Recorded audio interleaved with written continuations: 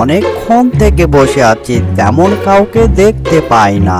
ওই তো দেখা যায় একটি বৃদ্ধ লোক আমার দিকে এগিয়ে আসছে। যাই হোক, তার কাছে কিছু ধান্দা পানি করতে পারি কিনা দেখি তো, কিছু করা যায় কি। তুমি এত রাতে আমার কাছে কেন এসেছো, আর তোমার কি সমস্যা আমাকে বলো। যত বড়ই সমস্যা হোক না কেন, আমার কাছে আসলে সবকিছু সমাধান হয়ে যায়। কবিরাজ বাপু আমাকে বাঁচান, আমি অনেক বড় সমস্যায় পড়েছি। আমি আপনার সন্ধান অনেক কষ্ট করে বের করেছি। আমি অনেক জনের কাছে শুনেছি যে যত বড়ই সমস্যায় পড়ি না কেন, আপনার কথা শুনেছি, আর আপনার কাছে গেলে সব সমাধানের সমস্যা করে দেন। তাই আমি আপনার কাছে ছুটে এসেছি এত গভীর রাতে। কবিরাজ বাপু আমাকে বাঁচান। কবিরাজ বাপু, আমি আপনার অনেক সন্ধান করে পেয়েছি, অনেক কষ্ট করে। কবিরাজ বাপু, আমার সমস্যাটা অনেক বড়। আমার শরীরে তেমনটা শক্তি মনোবল কিছুই পাই না। আমাকে ভালো একটি ওষুধ দেন কবিরাজ বাবু, যেন এটা খেয়ে যেন শক্তি আর এনার্জি মনোবল পাই। আমি এখান থেকে সব কিছু বলে দিতে পারি। তুমি ওই পাড়ার রহিম না? তোমার খেতে অনেকটাই ইচ্ছে করে, কিন্তু তুমি খেতে পারো না, আর তুমি সব সময় নীরবে থাকতে পছন্দ করো। আমি কি সত্য বলেছি রহিম মিয়া? কবিরাজ বাপু, আপনি এগুলো সবই সঠিক বলেছেন। আমি তো আপনাকে কখনো নাম বলি নাই। আপনি আমার নাম কিভাবে জানলেন? আমার এত কিছু সমস্যা আপনি সব কিছু বলে দিলেন আমি না বলার আগে। এবার আমার বিশ্বাস হয়েছে কবিরাজ বাবু। আপনি আমার সমস্যার সমাধান একটি ওষুধ দেন, যে ওষুধ খেয়ে যেন সবকিছু সমাধান হয়ে যায়। কবিরাজ বাবু, এই লে রহিম মিয়া, আমি তোকে কিছু ওষুধ দিয়ে দিলাম, এগুলো সময় মতন সব খেয়ে নিবি, তোর যত সমস্যা সমাধান হয়ে যাবে। কিন্তু আমারও তো কিছু দরকার, তাই না রহিম মিয়া? আমাকে কিছু টাকা দিলে ভালো হয় রহিম মিয়া। ঠিক আছে রহিম মিয়া, আমি আবার আসবো, অনেক দিন পর তোর সঙ্গে আমার দেখা হবে। এবার আসি তাহলে রহিম মিয়া। ও মা, এই যে রহিম মিয়া, তোমার এই অবস্থা কেন শরীরের? আর তোমার কি হয়েছে? তোমাকে তো অনেক দিন পর দেখলাম, তুমি কোথায় ছিলে এতদিন রহিম মিয়া? বলো তো। করিম ভাই, আমার শরীরের অবস্থা তেমনটা ভালো নয়।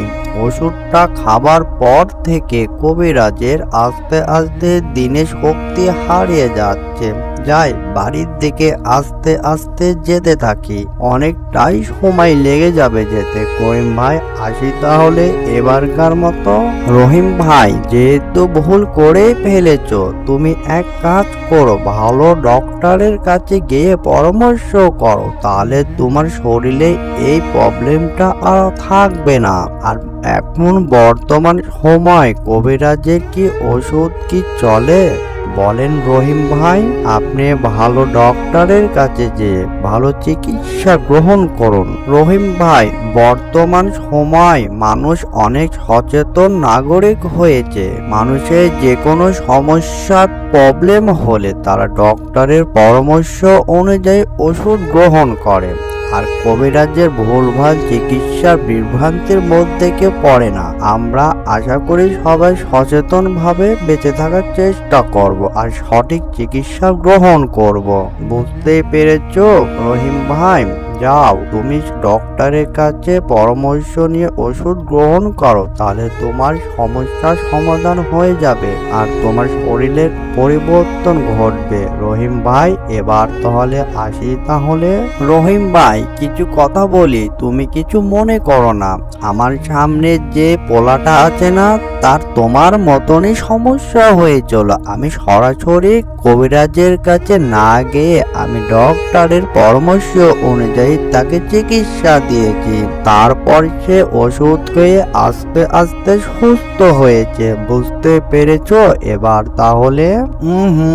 বাবা, এভাবে বড়দেরকে কথা বলতে নেই। কেউ যদি ভুল করে ফেলে তাকে আমাদের সঠিক জ্ঞান এবং পরিদর্শন করার পরামর্শ দিতে হবে, যেন সে আর কখনোই এরকমটা ভুল না করে। এ যেন কবিরাজের কাছে না গিয়ে তার পরামর্শ প্রবলেমটা যেন ডক্টরের কাছে করে। এটা একটি সচেতন নাগরিকের দায়িত্ব এবং কর্তব্য। বুঝতে পেরেছো আমার ছোট বাবা? রহিম মিয়া, যাও তুমি ডক্টরের পরামর্শ নিয়ে ওষুধ গ্রহণ করো, তাহলে আমার ছোট বাবাটার মতো তুমি সুস্থ অবলম্বন করে চলাফেরা করতে পারবে। এবার আসি তাহলে রহিম মিয়া। বাবা বাবা, রহিম চাচা কি সঠিক চিকিৎসা গ্রহণ করে নাই? ডক্টরের কাছে কি যায় নাই? রহিম চাচা, আমার মতো সমস্যা হয়েছিল, তুমি ডক্টরের পরামর্শ অনুযায়ী ওষুধ গ্রহণ করো, তাহলে আমার মতো তুমি সুস্থতা অবলম্বন করবে। বুঝতে পেরেছো রহিম চাচা? রহিম চাচা কি বোঝে নাই বাবা? আমাদের ভিডিওটা যদি ভালো লেগে থাকে লাইক, কমেন্ট আর সাবস্ক্রাইব করতে ভুলবেন না। এরকম ভিডিও পাওয়ার জন্য আমাদের চ্যানেলটি সাবস্ক্রাইব করবেন আর আমাদের চ্যানেলের পাশেই থাকবেন। ধন্যবাদ।